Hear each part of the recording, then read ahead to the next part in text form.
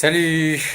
Bon, je reprends un peu mes vidéos parce que ça fait un moment que j'ai délaissé ça, même si la dernière date il y a à peine quelques jours, hein, puisque j'ai fait une vidéo sur mon run à l'Ansois pour le Moro d'Opai Ignacio. Pai do Ignacio, pardon. On a du mal ici avec les Brésiliens. Mais c'est vrai que j'étais pas très inspiré ces derniers temps avec les vidéos, donc elles se ressemblent toutes, pas très motivées. Voilà, comme j'ai dû peut-être le dire, mais c'est pas terrible des fois de faire que des vidéos genre touristiques, mais bon, j'ai pas le choix vu que je suis en vacances, enfin que je voyage plutôt. Et voilà, donc là aujourd'hui, un épisode depuis Val do Capa, donc toujours Chapada Diamantina, le parc. Et donc là, c'est un village qui est au nord, qui a une vingtaine de kilomètres, on va dire, plus ou moins, de Lensois. Et j'y suis arrivé il y a 2 jours, à pied, en traversant la montagne. Ça n'a pas été facile, puisque je suis venu avec tout mon pactage sur le dos, et j'en ai chié. Franchement, j'en ai chié. J'en ai rarement bavé comme ça. Pas tant par la distance ni le dénivelé, si un peu le dénivelé, mais surtout par le relief et les kilos. Les kilos que j'avais, des kilos inutiles, et ça m'a bien fracassé. Là, 2 jours après, je suis toujours fatigué. Heureusement que j'ai les jambes, mais le haut, là, les épaules et le haut du corps, et je suis toujours à la ramasse. Là, j'ai encore du mal. J'ai du mal à récupérer. Voilà, donc là, aujourd'hui, donc, Val de Capa, donc ce village, dont je vais faire une présentation tout à l'heure, puisque j'ai des petits achats à faire. Je me suis baladé un peu hier, mais fatigué, j'ai pas fait grand chose. Et là, je suis donc au Lakshmi. Alors, je sais pas si c'est Poussada Lakshmi ou enfin bref, ça s'appelle en tout cas Lakshmi, comme bah, le nom indien, quoi. Et donc il y a le camping où j'ai passé ma première nuit. Il y a ensuite l'entrée, l'office où j'ai passé ma deuxième nuit. Passé ma deuxième nuit dans un hamac. Je paye 20 réals, alors que le prix est à 25. Donc on a négocié à 20 réals avec Luis, le jeune Brésilien avec qui je suis arrivé, et qui lui maintenant est reparti ce matin faire le Chapada. Lui il retourne chez lui à Sao Paulo, donc il repart vers le sud. Et on s'est séparés ce matin. Bon. Donc là, je paye donc la nuit 20 réals. Donc là, je vais passer ma troisième nuit. Je pars pour 3 jours, pour un trek de 3 jours. Je vais laisser mon sac. Et à la fin de ce trek, donc je reviens et je resterai de nouveau ici, je ne sais pas encore, 2 ou 3 jours en plus. Deux, certainement trois dans le doute. Et à partir de là, je prendrai un bus pour Brasilia, avec une étape à Ceabra, puisque c'est le terminus ici, puis un bus directement pour la capitale brésilienne.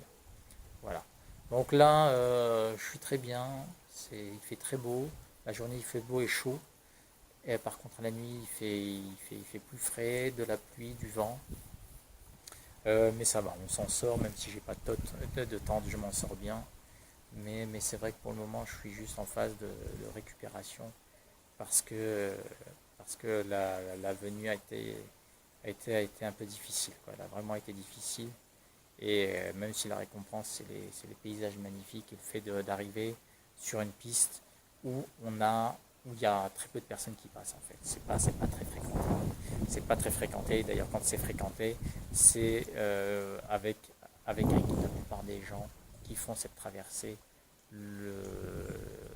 la font avec un guide. C'est recommandé puisque c'est très très compliqué. Les chemins ici ne sont pas balisés. Mais nous, en tout cas moi, puisque je savais qu'il fallait utiliser cette application, hein, qui est connue, donc c'est Maps.me.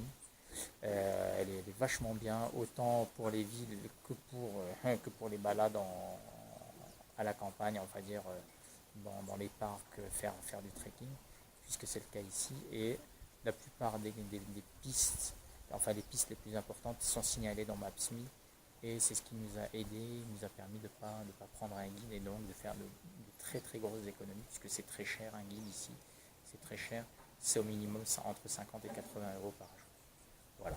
Donc je fais pas les visites de grottes ou des trucs comme ça, sauf si c'est gratuit. Mais tout ce qui est payant, en tout cas, j'ai évité dans le Chapada. Et c'est pour ça que je me lance avec une carte en papier que j'ai acheté pas très cher. Et Maps.me, ça suffit largement. Voilà, ça suffit largement. Et puis après, le reste, c'est que de la débrouille, tout simplement. Voilà.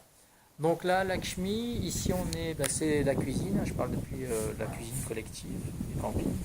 Bon là, elle est un peu bordélique parce que les gens sont déjà passés, ont pris leur petit déjeuner. Mais sinon, c'est très propre, hein, c'est nettoyé tous les jours. Là, c'est ben, toilettes, toilettes et douche, donc à la brésilienne, donc tout est ensemble. Là aussi, c'est assez propre. Bon, après, quand les campings sont assez pleins, ce qui n'est pas le cas ici, mais bon, voilà, c'est comparé à d'autres, c'est très propre. Et la montée des escaliers, c'est ensuite l'entrée, le parking. Voilà. En tout cas, c'est très bien. Donc, comme je l'ai dit, le camping, c'est 20-25 reals, puisque moi, je paye 20. Quentin, un Français que j'ai rencontré, lui payait 70 reals pour un lit en dortoir, ce qui est assez élevé. Mais il a le petit déjeuner. Il a un super petit déjeuner avec. Et donc là, ça peut rattraper. Donc voilà une première présentation de Lakshmi et de ma venue à Val de Capao. Là, j'attends juste que mon iPhone se charge un peu plus pour aller au supermercado, faire quelques petites emplettes, revenir et ensuite aller me balader tranquillement dans le coin et profiter de cet après-midi.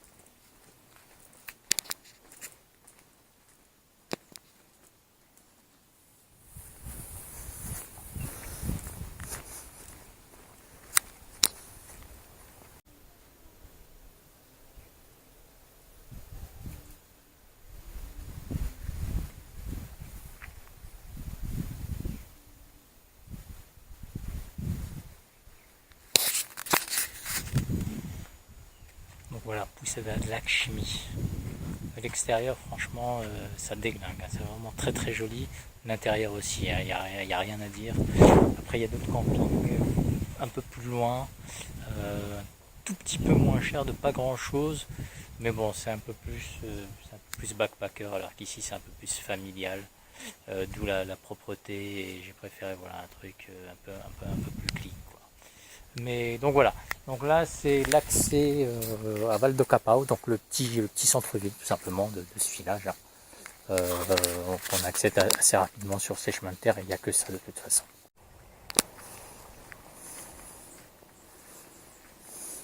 Donc encore une fois un très beau soleil. Donc c'est un peu le cas ici tout le temps, il fait toujours très beau la journée. La nuit ça se gâte un peu, surtout cette nuit il a fait très frais, beaucoup de vent, de la pluie. C'est pas le cas tout le temps, mais bon, c'est vrai que la nuit en montagne, c'est une petite pluie fine, un peu de vent. C'est pour ça que c'est aussi vert. Mais la journée, on en a pour notre argent puisqu'il fait très beau, quoi. Il fait très beau.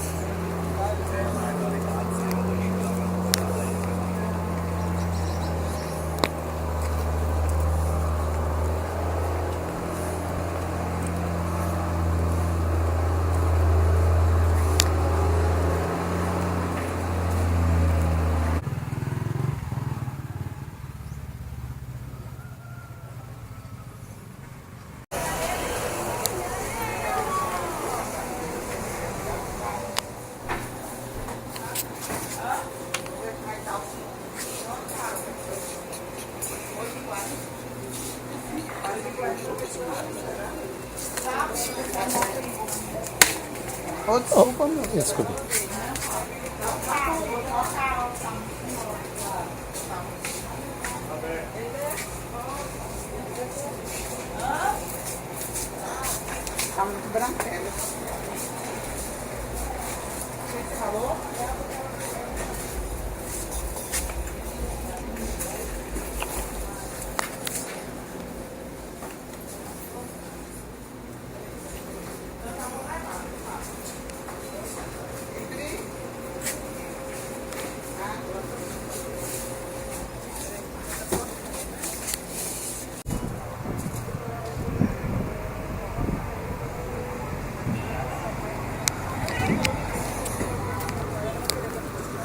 Hello,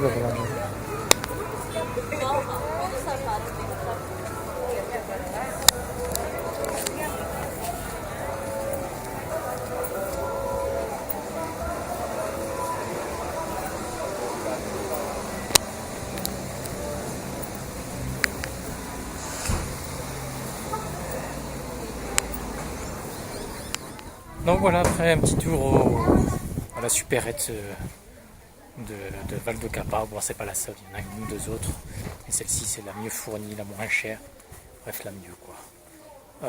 Avec ça, donc c'est pour le trek de ces prochains jours. Acheter quelques trucs à manger. Je vais voir si j'ai suffisamment. Je vais faire un peu l'inventaire en rentrant à la Puissana, tranquillement. S'il me manque, de toute façon, c'est pas très loin, donc j'y viendrai tout à l'heure, mais ça me fera une raison de ressortir. Donc voilà, donc là c'est Val de Capa, c'est pas très grand, c'est sympa, une bonne petite tassement et une bonne petite atmosphère, un baba cool, tranquillou, voilà, sans prétention. C'est vrai qu'il y a peu de touristes, et les peu de touristes qu'il y a, ce sont des jeunes et ils passent plus leur temps sur les trails que à glander en ville ou dans le village plutôt, sous un gros cagnard.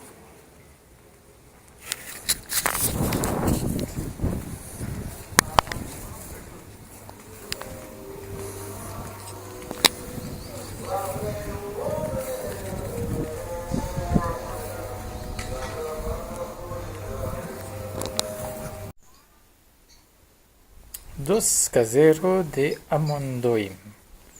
C'est un truc à la pâte d'amande qui a été fait à Palmeiras, donc Chapada Diamantina. Donc voilà, il y a beaucoup de produits comme ça, de produits locaux ici, de produits bio, et c'est sympa de trouver ça dans les petites supérettes.